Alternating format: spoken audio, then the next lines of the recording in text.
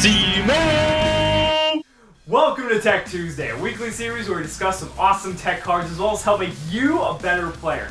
This week's card is Vanity Speed, one of the best and notorious floodgate monsters to ever have been created. Vanity Speed is going to wipe away all the superficial bullshit and really make your opponent struggle. Now, Vanity Speed is a dark level 6 Fiend effect monster with 2400 attack and 1000 defense. And his effect reads that he cannot be special summoned, and neither player can special summon monsters as a continuous effect. So, probably one of the most simplistic card techs there is. Now, why is this card a good tech card? Well, if you've been living under a rock the past God knows how long, you should be well aware that Performance Pendulum or Pepe is the best deck of the format, no question.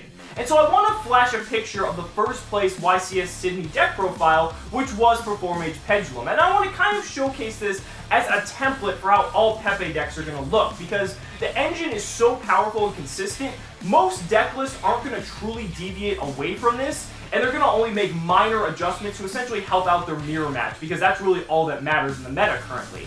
If you are playing Vanity Speed, I want you to look at this deck list and tell me realistically how you're supposed to out a Vanity Speed without any other board presence. Because I'm looking at this and I say, okay, there's two possible ways. The first is Mirror Conductor, the one sole copy, and that also requires you to have something on the field to be able to run over the Vanity Speed after you flip its stats. So that's only like a pseudo/conditional out.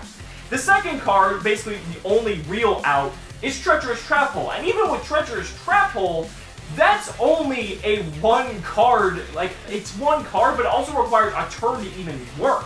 So it basically is going to force you to lose your turn, and then on top of that, by then you could already lose, because then they are free to go off. After that Vanity Speed essentially dealt with them for one turn, they should be able to just win the game by that point. Now, I know I'm only talking about this in the context of Game 1, because in Games 2 and 3, you're going to start seeing a lot more side deck cards coming in that have the ability to out Vanity Speed. For example, Gamma Seal, Regeki, Forbidden Chalice for this player. Breakthrough Skill is also going to be another big one you're going to start seeing a lot of play. Just things like that are going to make Vanity Speed lose its potency.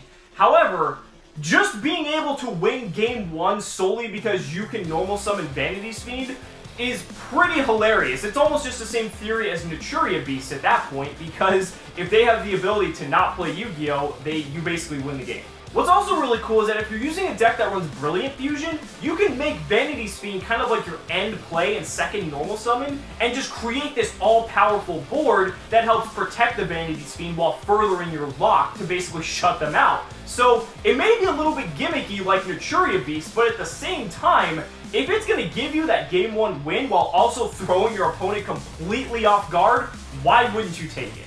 Let me know down in the comments what you guys think about Vanity Speed.